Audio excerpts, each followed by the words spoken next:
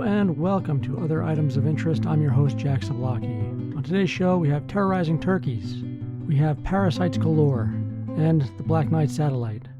We'll learn what that's about if you don't know. Fascinating. All that and more on today's Other Items of Interest.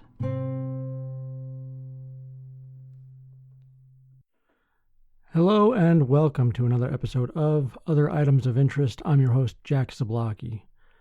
Today's show, there's no good news. It's all very bad news. This is not a feel-good show, not in the slightest. There is one funny story, but it doesn't counteract the vileness of the others. For instance, we have, starting off the show, Florida man has screwdriver surgically removed from rectum. How about that? Convicted murderer says life sentence was served when he died and was resuscitated. Aggressive gaggle of wild turkeys attack New Jersey town. Scholar confesses to dismembering young lover. And it just gets worse from there. It doesn't get better. Towards the end of the show, we have a story about AI and sort of a UFO story, but other than that, it's just bad news. I can't say sorry because I'm the one who picked the news, chose it for the show. So that's what you're in for. I can't really apologize, just letting you know what to expect. So if you're sensitive, if you're not feeling up to par, skip it. Shut it down right now. Go listen to something funny. And with that, I think we're just going to get into the badness that is the world. I'm sorry to say. But it's fun, isn't it? Let's get on with the show.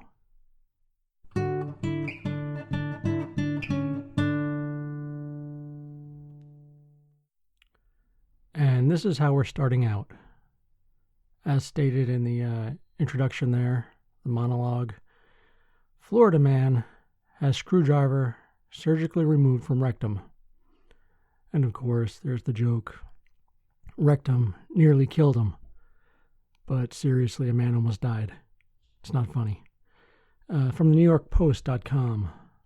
A Florida man's mysterious abdominal pain was the least of his doctor's concerns after they discovered an 8-inch screwdriver in his rectum.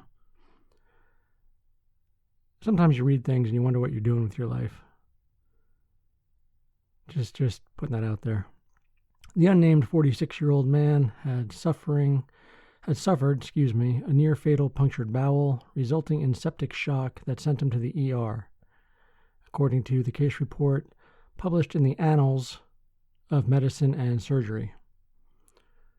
It took a CT scan to find out what was responsible for his symptoms, including pain through his abdomen and pelvis, his doctors from the Kendall Regional Medical Center in Miami wrote. This is an okay story to do. It's a PSA of just to be careful of what you shove in your butt. You should be really aware of what's going in there and the damage it can do. I think, anyway. Sepsis had decayed part of the man's buttocks, which had to be removed to eliminate the source of the infection. His medical records showed a history of mental illness, including schizophrenia and bipolar disorder. The man reportedly failed to take his medication, the report said. He was later treated for psychiatric distress. After x-rays revealed the foreign object, the man was immediately administered antibiotics and rushed to the operating room, where doctors attempted to remove the screwdriver without surgery. But hardened human waste made retrieval impossible, so surgeons were forced to cut into the man's abdominal cavity. There they discovered that the metal tip had perforated his large intestine and dug itself into the buttock muscle. Ouchie. That does not sound like a good time. With his rectum disabled, you ever have a disabled rectum? I haven't. I can't imagine that it's fun. With his rectum disabled, surgery was performed to direct waste into a bag outside his body, though doctors said in their report that an ostomy reversal had been scheduled. I don't know what an ostomy reversal is. Whatever. At 2 weeks follow-up, the patient was doing well. The authors, led by Dr. Yusuf Shaban, wrote, the patient recovered and was discharged to behavioral health for inpatient treatment of his psychiatric disorders. At least he's getting help, right? I think that's important. The study added that there have been at least 2 previously documented cases of screwdrivers discovered in the colon, one of which led to death. Doctors at Kendall Regional did not report on the man's explanation for inserting a screwdriver into his behind, but in their report, Dr. Shaban wrote, the most common reason by far for anal foreign body insertion is sexual pleasure. He went on to suggest other possible reasons such as drug concealment, assault, accidental, psychiatric reasons, or to alleviate diarrhea or constipation. There's many reasons to shove something in your butt, not just sexual pleasure. It could be anything. So you know. The patient may not be forthcoming initially with critical information, as it may be an embarrassing situation, he added. So there you have it. Be careful when inserting foreign objects into your butt. This has been a PSA from Other Items of Interest, and on to the next story. And before we get to the next story, I just want to apologize if my voice is extra scratchy today. Allergies, that's all. I can hear it in my ears. I feel it in my throat. So sorry for that. From Newsweek.com, convicted murderer says life sentence was served when he died and was revived after septic poisoning. Another story of septic poisoning. There's a theme here.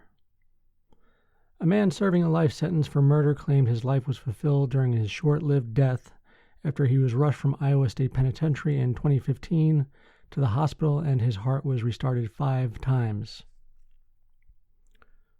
So really, he could have died 4 times, and that 5th time they revived him. In theory. I'm not a lawyer, I'm not a judge, I don't know. I'm not a doctor. I'm doing a low-class podcast. The Iowa Court of Appeals rejected the claims of Benjamin Schreiber, a Wapello County man convicted of murder in 1997, reports the Des Moines Register. Schreiber said he's overstayed his prison time by 4 years. He was hospitalized in March 2015 after large kidney stones caused him to develop, Jesus Christ, I'm not doing well today with the words, caused him to develop septic poisoning, according to court records. When he arrived at the hospital, he was unconscious. Years earlier, Schreiber had signed a do not resuscitate agreement, but medical staff called his brother in Texas, who said the hospital could give him something to ease the pain. Otherwise, you are to let him pass, he said. Doctors administered resuscitation fluids through an IV, which saved his life. Then Schreiber underwent surgery to fix the damage done by his kidney stones. In April 2018, Schreiber filed for post-conviction relief, claiming that his momentary death at the hospital meant his life sentence was fulfilled and he should be a free man. Crafty. Schreiber's other claim was that his due process rights were violated when doctors failed to follow his do not resuscitate request. Because the lower court did not make any judgment on it, the Court of Appeals said it could not address that claim either. His request was denied by the district court, writing that it found his claim unpersuasive and without merit. On Wednesday, the Iowa Court of Appeals affirmed the district court's decision, agreeing that Schreiber's sentence isn't up until he is declared deceased by a medical examiner. Now, that's crafty. Everybody's got an angle.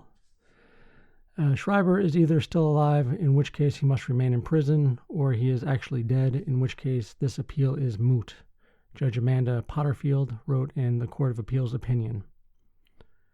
In July of 1996, Schreiber, Evelyn Tangi, and her boyfriend John Terry went drinking together at a friend's house. The group left together, and a few hours later, Schreiber and Tangi came back without Terry. Both would not respond to repeated questions of Terry's whereabouts, according to court records. Schreiber did state that he had beaten the crap out of John Terry, and that Tangi's boyfriend would not be hurting anyone else. The next day, Terry's body was found in a Wapello County field near an unoccupied trailer. He had been beaten to death with an axe handle. You can put one and one together and come out with the right answer.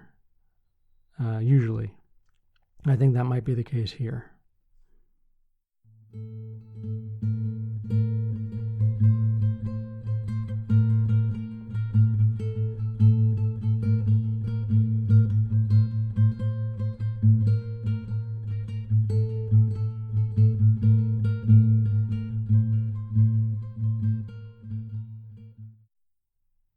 And here's yet another bird story. We do a lot of bird stories on the show. Birds have proved themselves to be dicks over and over again. From newjersey.news12.com, they go to attack you. Aggressive gaggle of wild turkeys terrorize 55 and up community. Residents say turkeys in a large flock are blocking their doorways, pecking at cars, and behaving aggressively. I can't get out of my door, says one resident. Sometimes I can't get out of my car. They go to attack you. Just in time for Thanksgiving, an aggressive gaggle of 40 to 60 wild turkeys is terrorizing the community in the Holiday City section of town. Residents say that shooing the birds away doesn't help, and that they actually bite. Some say that the turkeys have even broken windows in people's houses. Meanwhile, Tom's River says its animal control officers are powerless to stop the turkeys because they are not licensed to trap wildlife. They're animal control. They're animals. Control them. A spokesperson for the Department of Environmental Protection said that Fish and Game is aware of the situation but did not have further information or comment. Resident Cindy LaJoy compares the birds to scary dogs. Wildlife officials say male tom turkeys can weigh between 16 and 24 pounds and can run up to 20 miles per hour. Well, we've learned something. That's pretty good running speed, 20 miles per hour, I think. And they've got a good weight to them, so I can see how these things would be scary, especially when there are 40 to 60 of them communing together to attack people. I would say scary stuff. Make a horror movie about that. Wild turkeys going crazy. I'd watch it. I would. Here is an unsettling story. Well, actually, if you find this unsettling, just wait until later. From AlJazeera.com, Russia's Napoleon scholar confesses to dismembering young lover. As you do. A prominent St. Petersburg-based Napoleon scholar confessed to killing his young lover and former student and dismembering her body in a grisly crime that sent shockwaves across Russia. Oleg Sokolov, a 63-year-old history lecturer who received France's Legion d'Honneur in 2003, was arrested on Saturday on suspicion of murder after he was hauled out of the icy Moika River with a backpack containing a woman's arms. A woman's arms in the backpack.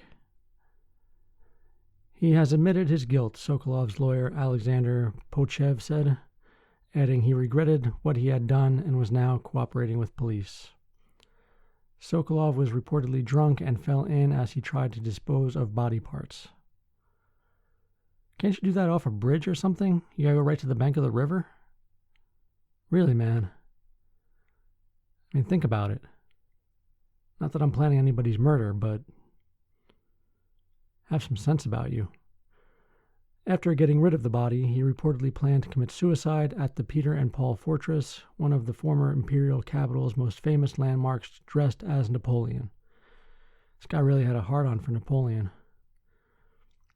Sokolov teaches history at St. Petersburg State University, President Vladimir Putin's alma mater, and was close to the Russian authorities. He told investigators he shot and killed his lover during an argument and then sawed off her head, arms, and legs, local media reported. Pochev suggested Sokolov may have been under stress or emotionally disturbed. He is an elderly person, he said. That's no excuse, adding he was being treated for hypothermia in the hospital. Police discovered the decapitated body of Anastasia Yushchenko, 24, with whom Sokolov had co-authored a number of works, and a bloodstained saw at his home. The historian, who also taught at Sorbonne University, is the author of books on French Emperor Napoleon Bonaparte. He acted as a historical consultant on several films and took part in historical reenactments of Napoleonic wars. Both he and his lover studied French history and liked to wear period costumes, with Sokolov dressing up as Napoleon. Students described Sokolov as a talented lecturer who could impersonate the French emperor and his generals, and a freak who called his lover Josephine and liked to be addressed as sire. What happened is simply monstrous, a St. Petersburg State University lecturer said. Speaking on condition of anonymity, he said Sokolov was dedicated to his work, but was also emotionally unstable and abused alcohol. His former student, Fyodor Danilov, said Sokolov was regarded as one of the university's best lecturers, but an eccentric man who at times yelled in French. That's got to be scary, a Russian man yelling at you in French. Does not seem like a pleasant moment in time. His relationship with Yushchenko was an open secret, he said, but everyone was fine with that. It was her own business, said Danilov.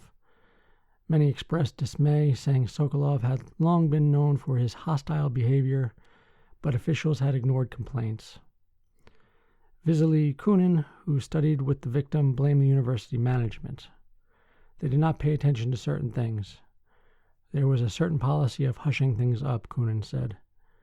Media reports said Sokolov also beat up and threatened to kill another woman in 2008, but was never charged.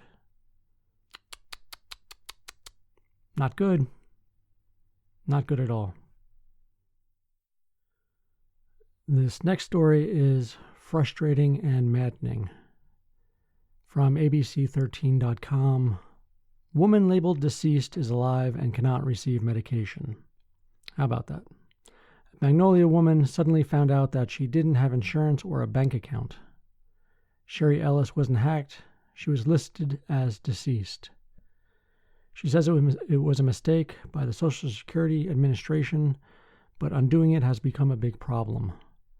It all started when the 73-year-old went to the pharmacy to pick up her prescription. That's when she learned she didn't have insurance anymore, which she needed to pay for her life-saving medication. When we asked her how many pills, well, not me, I have nothing to do with this. When they asked her how many pills she takes a day, she dumped them out in her hand. I take this many, plus my vitamins I have to have, she said Ellis. There were 9.5 pills, not including vitamins. Some are for her heart and others for her blood pressure. But the hardest pill to swallow is how much they cost without insurance. She says it's more than $850 a month. Some people don't even make that in a month. How are you supposed to live with health insurance like that? Don't get me started on health insurance. Really. I don't want to. Ellis had Medicare until she was declared dead.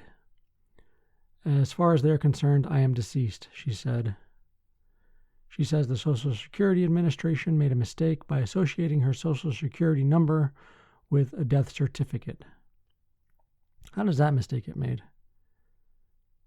I don't know. I don't know how anything works. Obviously.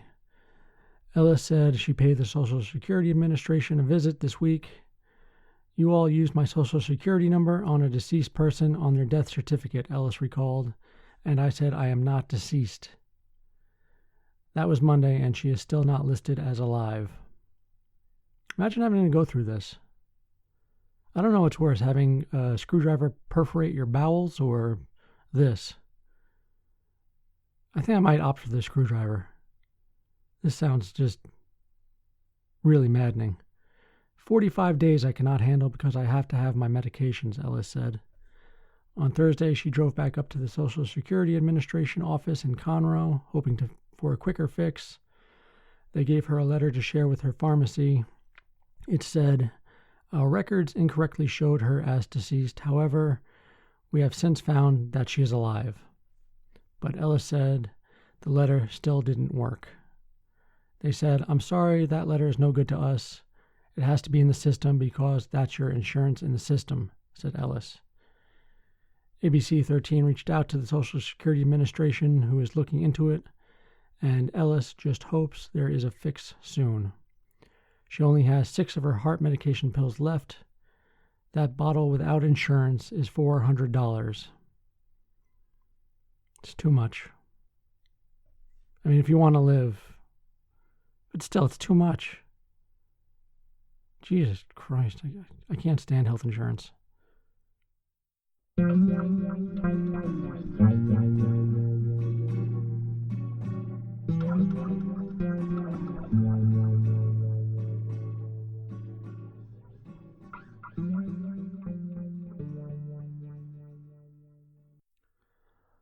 I will warn you right now, the next 3 stories involve creepy crawlies, parasites, if you will, living on the human body or in the human body, as this story goes.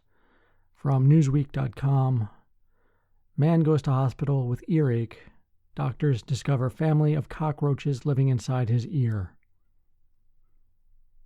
Inside the ear, a number of cockroaches. How many cockroaches? Well, let's find out. A man in China suffering from an earache discovered his ear was filled with almost a dozen cockroaches. A dozen cockroaches in your ear. Imagine that. I don't want to. You should, though. The 24-year-old man, identified only as Mr. Liv, visited a hospital in Guangdong Province, southeast China, in October, the New York Post reported, citing the Asia Wire news agency. Liv told doctors he had been experiencing a sharp pain in his right ear. Dr. Zhang Yijin, an ear, nose, and throat specialist at Sanhe Hospital who treated the man, told Asia Wire he said his ear hurt a lot, like something was scratching or crawling inside. It caused a lot of discomfort. I don't like this story. I don't like it at all. The patient said a member of his family had previously shown a light inside his ear and found a huge bug inside. Dr. Yijin examined the man's ear canal. Inside, he found an adult cockroach surrounded by her newly born insect offspring. Imagine your ear becoming a nursery for cockroaches. These insects were German cockroaches. They were eating bratwurst. I don't know. I don't know what a German cockroach is. I guess they're from Germany. Dr. Yijin said he found over 10 baby cockroaches inside the man's ear canal. They were already running around, he said. Liv told doctors he would leave food by his bed at night. Speaking to local media, Dr. Zhang Tangjing, deputy head of ENT at the hospital, explained this likely attracted the bugs. The adult cockroach might have viewed the man's ear as an incubation chamber and crawled inside, said Tangjing. Hospital staff used tweezers to remove the adult cockroach and her babies from the man's ear. I have chills all over my body. This is gross. Sanhe Hospital said in a statement seen by Asian Wire that despite his ordeal, Liv was left with minor injuries to his ear. Doctors sent him home with a course of antibiotics.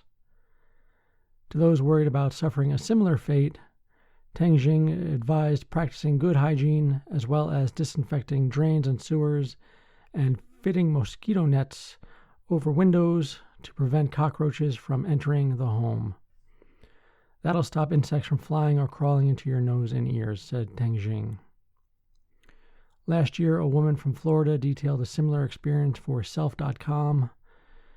Katie Holly said she and her husband bought a new home in the state. Due to the humid Florida climate, they weren't surprised when they found cockroaches at the property. Holly paid for an exterminator to rid their home of the bugs. One night, she shot up out of bed disoriented. I could feel that my ear was not right. I grabbed a cotton swab and gently inserted it into my ear to see what was up, and I felt something move, she said. She pulled out the cotton swab and saw 2 legs stuck to it. Legs that could only belong to an adventurous palmetto bug exploring my ear canal, said Holly. Her husband looked inside her ear and confirmed there was a cockroach inside.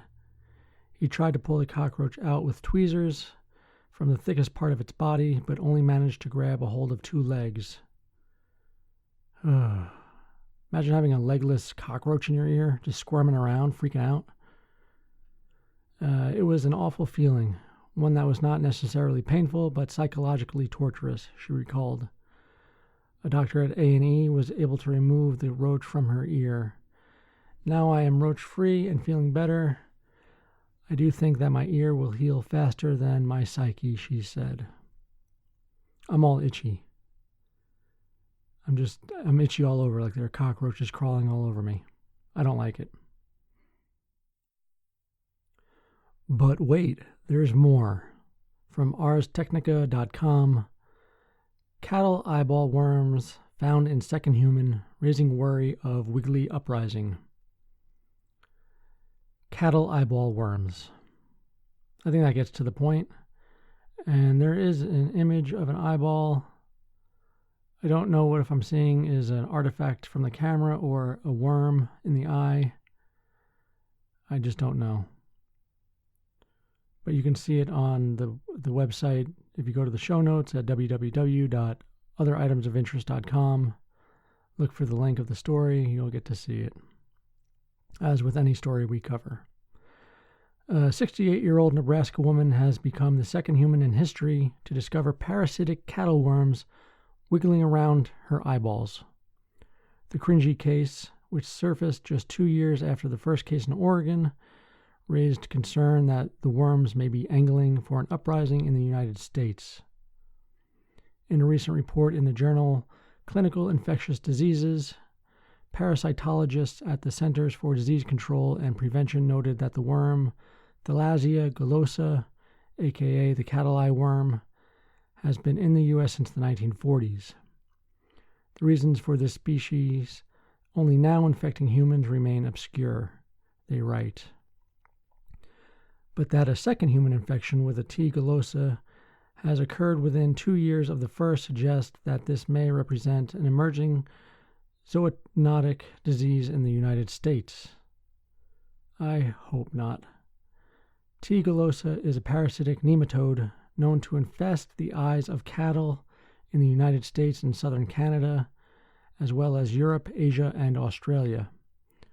The worms move from eye to eye via face flies, aka Musca autumnalis. Sorry, I pronounced that kind of funky. Which feast on tears. That sounds really evil. A parasite that feasts on your tears. It just doesn't sound nice at all. Both the flies and the hitchhiking worms were introduced to the U.S. immediately after World War II, and the infectious cycle began. Generally, the worm's journey goes like this. Oh, please do tell. Worm larva floating around an eyeball gets picked up by a fly while they're sucking down the tears of their victim. Those larvae grow and molt in the fly's tissues before reaching an infective stage. At that point, they migrate to the fly's mouth parts and wait to be delivered to a new eyeball. Once in the peeper, they prefer to hang out between the eyeball and the eyelid, but can move around, causing scarring and other issues. And there is a picture on a fingertip of a little worm, a little tiny white worm. It's very tiny. You can check that out if you'd like. Ugh. It's just gross. In the latest human case, the Nebraska woman said her right eye became irritated and started bothering her in early March 2018. When she tried flushing it out with tap water, A squirming, transparent roundworm approximately 13 millimeters long came out. She took a closer look at her eye and noticed a second one, which she then pulled out on her own. Imagine that's just how you're spending your evening, pulling worms out from your eyes, just one after another. I'm going to vomit. The next day, she went to an eye doctor who took out a third worm and sent it off to the CDC for identification. The doctor told her to continue pulling out worms she could see and gave the woman an antibiotic solution to prevent secondary bacterial infections. The woman's eye irritation continued, and later that month she saw another eye doctor and had an infectious disease consultation. Neither of the exams turned up additional worms. But not long after that, the appointments, the woman flushed out a fourth worm from her eye. And after that, her symptoms resolved, and no more worms slithered out. Good for you. Really. Infectious disease experts at the CDC suspect the woman picked up the infection while she was trail running in a regional park in Carmel Valley, California, which is where she spent her winters. She told the researchers that on one run, she remembered rounding a corner and colliding head-on with a swarm of small flies. She recalls swatting the flies from her face and spitting them out of her mouth, the CDC researchers reported. They also noted that the park is surrounded by cattle ranches. In the first human case of T. gallosa, which occurred in a 26-year-old Oregon woman in August 2016, infectious disease experts think the victim may have just been too slow in swatting away a fly while she was fishing or horse riding earlier in the summer. In that case, the woman had a total of 14 worms extracted from her eye. The CDC researchers call for monitoring of T. gallosa infections in animals as well as humans. Currently, there is no such monitoring, so there's no way of knowing if the worms are on the rise and will continue to show up in human eyeballs. Pleasant, just dandy. And to round out our stories on miserable parasites, from themirror.co.uk, man has 12-centimeter flesh-eating tapeworm removed, which had eaten his brain for 15 years. I hate these stories. A man has had a 12-centimeter long flesh-eating tapeworm. We read that, okay? You don't have to repeat yourself. Wang Li first started to feel numbness down his left side in 2007 and has continued to suffer with frail health ever since. He has seen multiple specialists and was once treated for a malignant brain tumor as doctors tried to figure out the cause of his issues. But the young man's condition continued to worsen, and he started to suffer frequent seizures and blackouts, according to local media. In 2018, doctors discovered that a tapeworm was living in his brain, and they advised the patient to undergo non-surgical treatment, as the parasite was considered to be in a risky area to operate on. And they show his x-ray. There's a definite something on his brain, that being the tapeworm. Pretty big, it looks like. It's like the size of a quarter. It's round. Unfortunately, the tapeworm continued to live in Mr. Wang's head, and he recently underwent an operation at the Guangdong Shanzhou Brain Hospital to remove it. Following the 2-hour procedure, medics removed Sparganum mansoni parasite commonly found in the intestines of cats and dogs, but rarely in people, according to reports. Dr. Gu, it's G-U, I suppose it's Gu. Dr. Gu told local media the surgery was risky. The live tapeworm was moving in his brain, and we had to remove all of it, otherwise the leftover part could grow again. It is not the only case our hospital has treated 4 patients this year. People should be careful when cooking frogs, snails, and snakes, which need to be cooked thoroughly. Also, do not drink water in the wild unless it has been boiled. Mr. Wang from the city of Guangzhou in the southeastern province of China is now recovering from surgery. Just to be clear, there are a lot of typos in this article, and I had to work on the fly to correct those. Stumbled a little bit, but it's good now. And we're done with the parasite articles, thank God. There won't be another one. Maybe not until next week. But for now, we're done.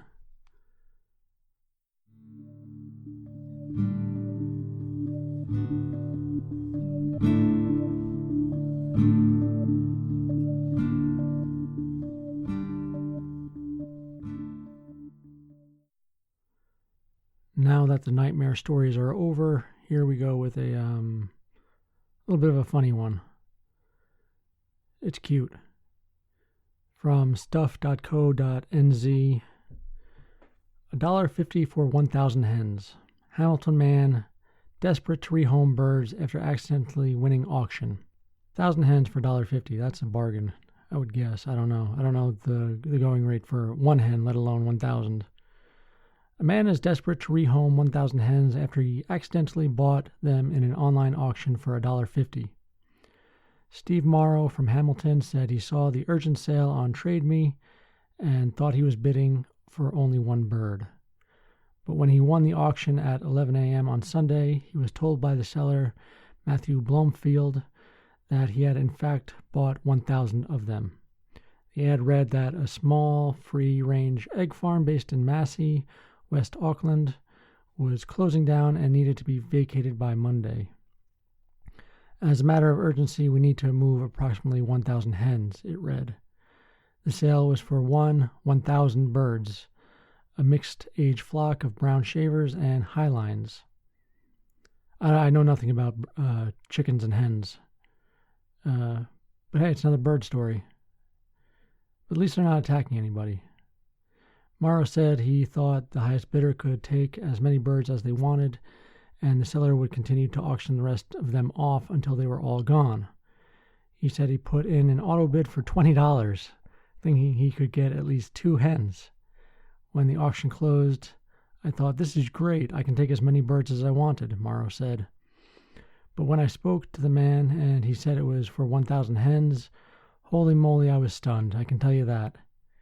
He said he had read the ad more than 3 times and admitted the wording was confusing. Blomfield told Stuff the ad was pretty clear. It mentioned 1,000 hens 3 times, once in the title and twice in the ad description. It's pretty bloody hard to get that wrong, Blomfield said. He said he contacted Morrow and conversations with him following the sale indicated the new buyer was happy with his purchase. We discussed the logistics behind it all. He said he's worked at freehold farms, but over the weekend I think it became apparent to him that 1,000 hens is a bit too many birds and must have had a change of mind. Blomfield said Morrow should be given credit for following through with the sale and trying to find homes for the hens. Morrow has put up a social media post asking people for help in rehoming his 1,000 birds and got a great response. He didn't just make a mistake and not follow through. He contacted Animal Sanctuary, and they're helping us interview those that have put their hands up. We want to make sure these birds are going to safe homes, Blomfield said. Morrow said he wasn't going to let the 1,000 birds down and let them be killed. I wasn't going to let that happen. I was going to save 1,000 lives, even if I had to drive up to Auckland and feed them myself while looking for homes for them. Animal Sanctuary owner Sean Bishop said Morrow was an amazing guy for trying to get the birds rehomed. They had interviewed hundreds of people who had shown interest, and more than 700 birds could already be going to their new homes, he said. That's impressive. He's already gotten rid of 700 of the birds out of the 1,000. Morrow said he would take 20 birds himself. The reaction on social media has been tremendous and overwhelming. I put out that post because I really want to see the birds live. The ad was worded a bit confusing, but I'm happy the birds are safe. So there we go, a little bit of a happy story, a feel-good story, if you will. 700 birds of the 1,000 are saved so far, and I'm sure the remaining 300 or 280 will be rehomed as well. Now on to the good stuff. Not that everything before this was just, filler. but no more bad news. From independent.co.uk, artificial intelligence deemed too dangerous to release makes it out into the world. Well, maybe that's not great news, but it's not the worst news in the world. It's not perforating your bowel with a screwdriver. And I gotta say, these news websites with video at the top of the page, then once you scroll past the video, it puts a little video player in the corner of your screen. Why? I'm not going to read if I didn't watch the article up top, I'm not going to watch the little shitty video player. And I'm definitely not going to watch that shitty little video player while I'm reading the article. So don't do it. Stop doing that, news websites. Please. I implore you. Okay, that's off my chest. Probably not the first time I complained about it. It certainly won't be the last until they stop doing it. An AI that was deemed too dangerous to be released has now been released into the world. That's the other thing. Repeating the headline as the first sentence of the article. Is that a journalistic thing? Do they have to do that? Stop that too. Ooh, the parasite stories have gotten to me. I'm grumpy. Feel all gross. Let's get on with it. I'm sorry. Researchers had feared that the model known as GPT-2 was so powerful that it could be maliciously misused by everyone from politicians to scammers. GPT-2 was created for a simple purpose. It can be fed a piece of text and is able to predict the words that will come out next. By doing so, it is able to create long strings of writing that are largely indistinguishable from those written by a human being. But it became clear that it was worryingly good at that job, with its text creation so powerful that it can be used to scam people and may undermine trust in the things we read. As if that's not bad enough as it is. What's more, the model can be abused by extremist groups to create synthetic propaganda that would allow them to automatically generate long text promoting white supremacy or jihadist Islamists, for instance. Due to our concerns about malicious applications of the technology, we are not releasing the trained model, wrote OpenAI in a February blog post released when it made the announcement. As an experiment in responsible disclosure, we are instead releasing a much smaller model for researchers to experiment with, as well as a technical paper. At that time, the organization released only a very limited version of the tool, which used 124 million parameters. It has released more complex versions ever since and has now made the full version available. The full version is more convincing than the smaller one, but only marginally. The relatively limited increase in credibility was part of what encouraged the researchers to make it available, they said. It hopes that the release can partly help the public understand how such a tool can be misused and help inform discussions among experts about how the danger can be mitigated. In February, researchers said that there was a variety of ways that malicious people could misuse the program. The outputted text could be used to create misleading news articles, impersonate other people, automatically create abusive or fake content for social media, or to use to spam people with, along with a variety of possible uses that might not even have been imagined yet, they noted. People are creative. They'll find ways to use malicious tools. Such misuses would require the public to become more critical about the text they read online. A fat chance on that one, which could have been generated by artificial intelligence, they said.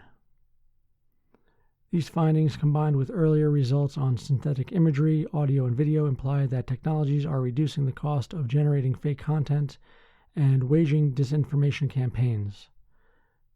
The public at large will need to become more skeptical of text they find online, just as the deepfakes phenomenon calls for more skepticism about images, they wrote.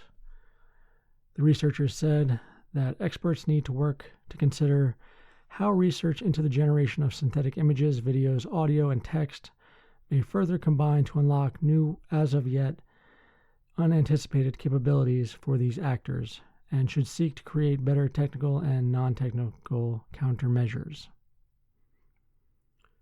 I wonder how good that program really is. I mean, could you write your thesis with it? Or just a regular paper for school? I'm curious how powerful this really is. How much text can it put out? I mean, if it can put out propaganda, who knows what else it can do? So this wasn't such a fun story. It is scary, the possibilities of what this AI can do. So sleep well with that.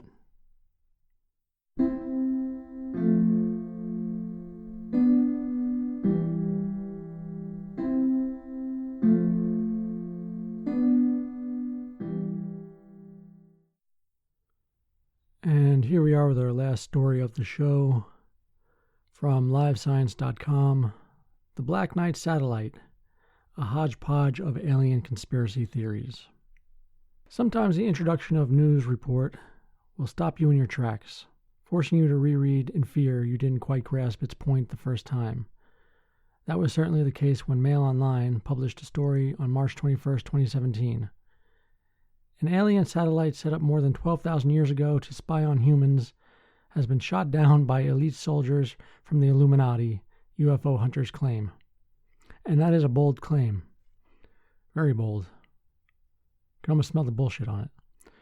And with that, the conspiracy surrounding the so-called Black Knight satellite appeared to be very much alive. It's been 120 years since conspiracists believed the existence of the Black Knight was recorded. Those who subscribe to the theory lay claim of an extraterrestrial spacecraft in near polar orbit of the Earth, although they draw upon evidence so disparate that it's not entirely clear why people link them.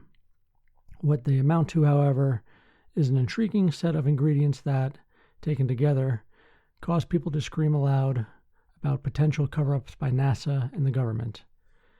In that sense, it is a legend that refuses to go away.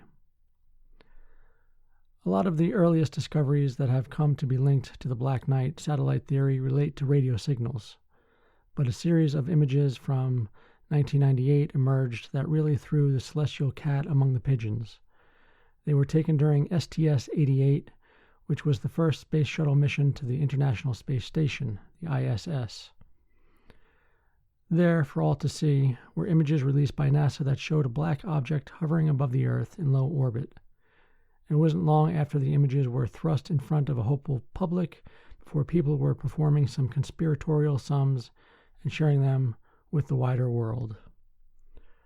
By way of explanation, astronaut Jerry Ross pointed out that the ISS was in the midst of being constructed when the images were taken. The U.S. team, he said, was on its way to attach the American module to the one created by the Russians, and as part of that work, they had taken 4 trunnion pin thermal covers with them. The task was to wrap these around 4 bare trunnion pins, these being rods that attached to the module to the shuttle while it was being transported. This would act to prevent heat loss from the exposed metal. And there are pictures of the photos online here on the website. Check them out. They're intriguing. Unfortunately, during one of the extravehicular activities, things went a little bit wrong and one of the covers came loose from its tether, causing it to float away along with some other items. "Jerry, one of the thermal covers got away from you," said Commander Robert Cabana, and it soon became apparent that they wouldn't be getting it back. Subsequently, captured on camera, this black object was given the object number 025570 by NASA. And a few days later, the object fell from orbit and burned up. Far from being an extraterrestrial object, the black item floating in space was nothing more than a blanket. Much of this has been placed on the record. Former NASA space engineer James Oberg, who personally knows Ross, and the person who took the photos, Sergei Krikalev, has gone to great lengths to show that these supposed images of the Black Knight have less fanciful origins. Before leaving NASA, I led the trajectory design team that produced the mission profile Oberg told all about space. Every step of the way there is consistency with what I learned as a lifelong spaceflight operations specialist. Why the blankets were needed, why one of them came loose, why it floated off the way it did. The difference is, for the general public, all these features are unearthly to folks who are only familiar with Earth-side principles of heating, working, motion, and dozens of other never before encountered in history aspects of outer space. That was a quote, and I don't know how I got through that sentence without passing out, because I almost just passed out. Did that in one breath. Given Oberg's debunking, you'd think that the matter would have drawn to a close, but no. Since the images were shared far and wide, conspiracy theories have continued. They are probably some of the weirdest looking 70mm photos to ever come out of the Space Shuttle program, Oberg said. And apparently a NASA website update made the original links inoperative, sparking concerns over a cover-up. I believe that definitely. All normal journalistic practices determining the timeline, asking witnesses, searching for the wider context were skipped. And there's I guess it's an artist rendering of the Black Knight satellite with it's an infographic you should check out if you want to check it out. It's on the website. Check it in the show notes. You know what to do. By absorbing the images into a growing body of evidence, they were seen as definite proof that the Black Knight alien satellite really was out there. Reaching that conclusion, however, has required great leaps of faith and has also needed past discoveries to be forced into the overall story. Firm believers have had no problems going right back to 1899 in pursuit of such truth, but just like the photographic records, each piece of supposed evidence brought to the table so far has been explained away without falling back on the Black Knight myth. So what happened in 1899? That year, Nikola Tesla began to record some very odd signals, seemingly from outer space. The accomplished Serbian-American electrical engineer had a passion for wireless technology, and he was in the early throes of an experimental wireless transmission station called Wardenclyffe Tower in Shoreham, New York. While in this barn-like laboratory in Colorado Springs, he noted the unusual signals and speculated they had come from another planet, a claim greeted with disbelief and skepticism. The very first source of non-terrestrial radio waves was discovered in the 1930s, and that was from the center of our galaxy, which is the most powerful radio source in the sky at many frequencies, NASA Jet Propulsion Laboratory scientist Varujan Gorgian explained. I might have butchered his name. I don't know. It wasn't until the 1960s that the technology evolved to detect the first pulsars. If what Tesla detected was a real signal and not an artifact of his instrument, it most likely came from Earth. People continue to use Tesla's findings to bolster claims for the Black Knight.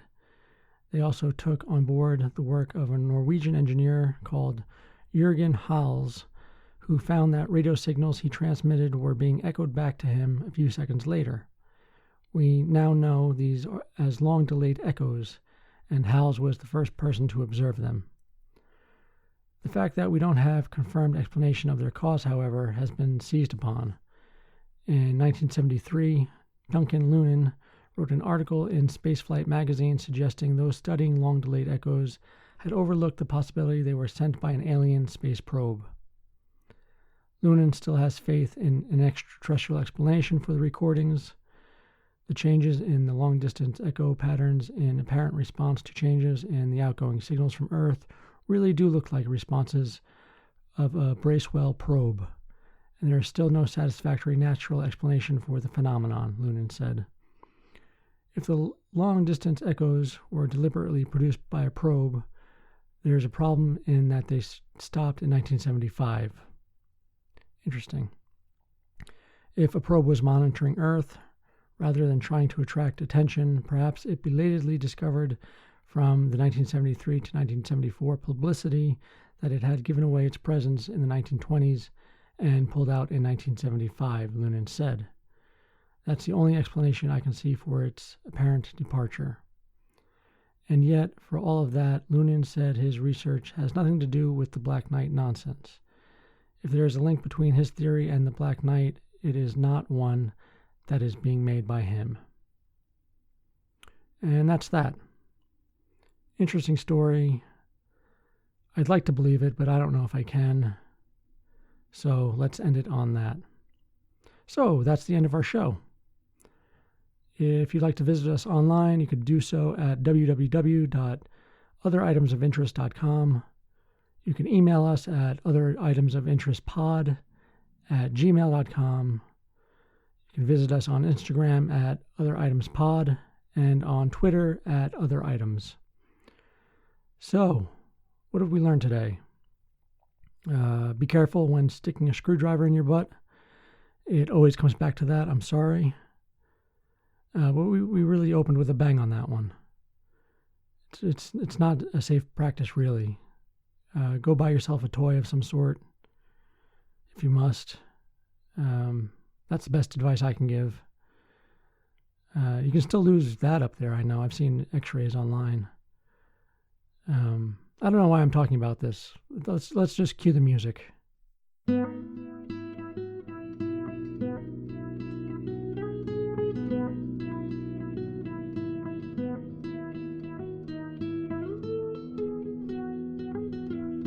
Welcome to the end of the show. This has been Other Items of Interest. I've been Jack Zablocki. This is where we end things. This is the fancy little music we put under to say goodbye. So bye-bye, everybody. Bye-bye.